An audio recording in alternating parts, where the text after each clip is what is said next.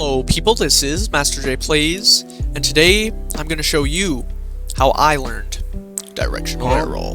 If you haven't seen, I think about like a month ago I posted a video showing my progression, pretty much my journey learning directional arrow over the time of 30 days. Yeah, pretty much in this video I'll be explaining what exactly I did in those 30 days, because there were a few people that were expecting more tips when really it was just like a montage showing me get better. I didn't talk about how I did it. So that's pretty much what this video is for. You can skip forward a little bit, I'll put a timestamp to the actual start, but before that, quickly I would like to thank everyone for watching that video, Learning Arrow, because it like exploded, at least for my channel, because I got an insane amount of subscribers from it. I think it's still climbing. Like, I was gonna make a 200 subscriber special, but we passed that, and then we passed 300. So at the moment I'm just really surprised and happy you guys enjoyed that video. And also it has like 20,000 views, which is the most views on any video I've had, like by a lot. So yeah, thanks. And hopefully this video can help you guys, of course, to learn it just as well as I did. Step 1. Preparation.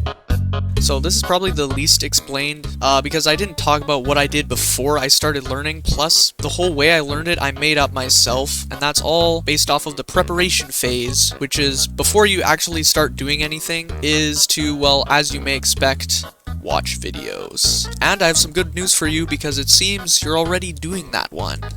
But yeah, watching a lot of videos on how to do it, and like how to train, such as this one, will really help you figure out like the way that you want to set it up. And the other little part of preparation is just to make sure you have it bound to something pretty comfortable, and you don't have to unbind something else. I still have a bind for arrow right, left, and normal arrow, and I can still do everything, so figuring out controls is good. I won't really tell you what controls you should use, because it is different for everyone, honestly. Step 2. Confusion. Now, this step might sound a little bit scary, and that's because it is. This is the part where you begin... Oh, there we go, we actually got one in. This is the part where you get into free play. Definitely just go into free play, nothing else. This is the part where you literally hold it down, or at least in small bites, you hold it down and then you try move around, like up, down, left and right, very simple. And this part is probably the most important step, because it's the part where if you don't get through it, it's kind of impossible to keep going, because as long as you're still confused as to what you're doing, you just keep getting frustrated, and plus, like, you'll be thinking too much about how to move.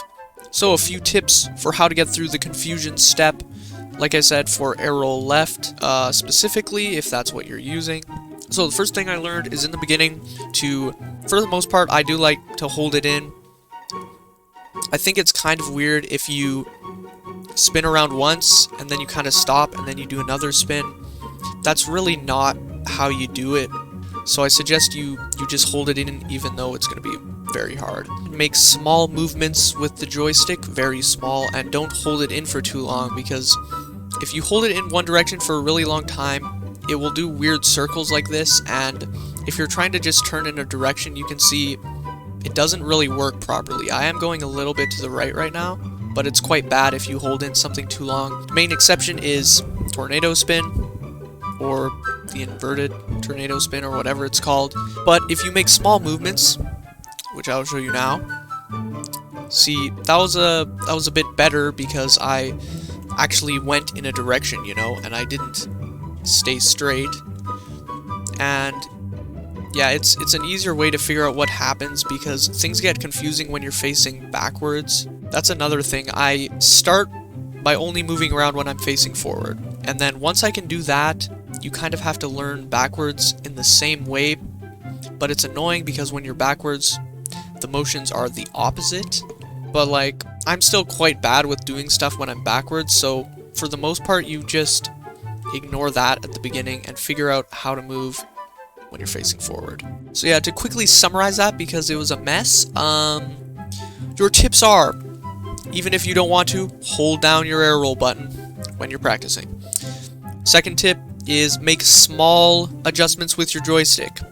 That will give you better results, and it will be easier to understand which way you're going. And the other tip is, for the most part, stay facing forward so that it's not confusing, because when you face backwards, the joystick doesn't do the same thing. Step 3. Muscle memory. Now, this part is probably the longest section. This is when I started going into Rings 2, or whatever Rings map, and practicing doing all the movements. So I suggest you get onto this step once you know how to go in all the directions fairly confidently. So left, right, and then even tilting back, tilting forward, and all that. You won't be very good at it yet, but this is the part where you pretty much reinforce those movements and get more comfortable with them. So yeah, as I said, this is the part where I would go into a Rings map, which obviously emphasizes movement. Rings maps are honestly insanely good for like learning air roll. They are the MVP, and if you can't use them, I would suggest going into, I think, the Pillars map in free play, which has 2 pillars, and you can like air roll around them, and it's really good for practicing turning and things. But the middle 10 days, so day 11 to 20, are also muscle memory, but specifically you want to increase the difficulty of the Rings map you are playing, because eventually the really easy ones won't be really pushing you and putting you in positions that you can't handle. And that's a good thing to do when training the muscle memory, is putting yourself in positions that are confusing. But yeah, like what I did, I just used Lethamir's giant rings. So I would definitely recommend that map. Step 4, implementing the ball. This is the part where you're getting quite good at those Rings maps you've been practicing. And, well, thing is, flying around without a ball is kind of useless. It's just wasting boost when you could be moving on the ground. So this is the part where, you know, you can actually start improving your game and the ability to control the ball in the air, or hit the ball in the air, like doing air dribbles and stuff. Yo, just got a flip reset, I'm crazy. The first thing is to go into free play again, which actually I would recommend you do a little bit of free play every day as you train. But go into free play, and whatever you're using to control the ball, you use that. I just actually have the default Rocket League controls for moving the ball around, as you can see in the top left. Just fling the ball in the air and then hit it like that. This is where you learn to read where the ball is going, which you probably have a decent skill with already, to be honest. And the ability to pay attention to where the ball is while like not looking at your car very much, which is a pretty big skill jump, I think. At least it was for me, because I found at the beginning I still had to look at my car a lot to figure out which way I'm facing and pay attention to that, so that I can move where I want to move. If this part is, you know, a struggle, you might want to do more of that muscle memory stuff, just Rings maps. And once you get better, you can try to aim and stuff, but I'm still pretty bad at hitting the ball where I want it to. And also, this is a great thing to do in training packs. It's better to do in training packs. I should have mentioned that, because the ball will be in different locations. Instead of trying to score in the training packs, you just try to hit the ball wherever it might be going. It doesn't necessarily have to go in. But once you can hit the ball, of course, then it switches to the accuracy part of it, where you have to pay attention more to where your car will be hitting the ball, and you have to adjust yourself so that you hit the ball in that location.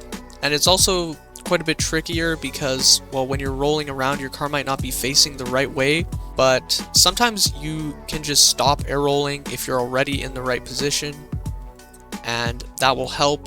This is also really good for training packs. I will put the training packs that I used in the description, their codes. The last part is, of course, if you want to practice more advanced stuff, such as air dribbles, double taps, flip resets, really unnecessary. The reason that I did a lot of this, and you can see in the last few days, pretty much all the clips I showed were of like freestyle shots kind of thing. You don't really have to practice these until you're comfortable, But yeah, the reason I was like able to do them kind of is because in the past I've already practiced those things a lot because they're fun.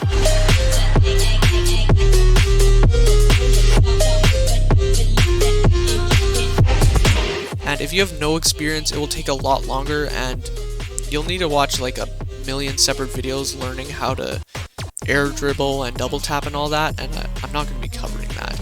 But if you already know how to do it, kind of, you just didn't aerial that much, which is the way that I did it. Like in the past, this is what my air dribble would look like. I would just be going like this. If you already can kind of do these, implementing the aerial after isn't that hard. You don't really have to learn anything new. You just practice it, and then you can get something like that by the end. So I hope you have a good idea of like kind of an outline for how you can go about those 30 days, but I'll do a quick recap of it, and also you can do this in as many days as you want, like as much time as you want to spend on each step.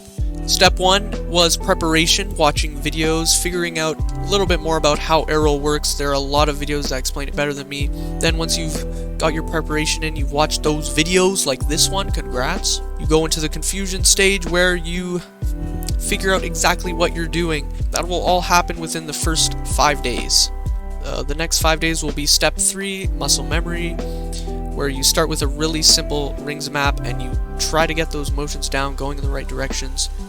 And then day 11 to 20 is also muscle memory, which you increase the difficulty of the map you're playing on, or like the training pack you're using.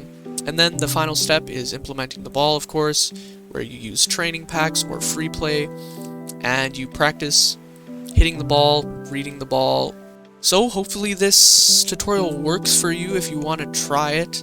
I didn't really expect people to, you know, listen to me for tips and things, but there were a lot of people asking or expecting tips from the other video when it was really just a montage. So here you go. I hope you enjoyed. And a little spoiler for you, sometime in the future I will be starting a road to Grand Champion. As you can see, I'm Champion 1. I've told a lot of you guys in the comments, I'm only Champion 1. So, stick around for Road to GC. Thanks for watching, and I'll see you guys next time.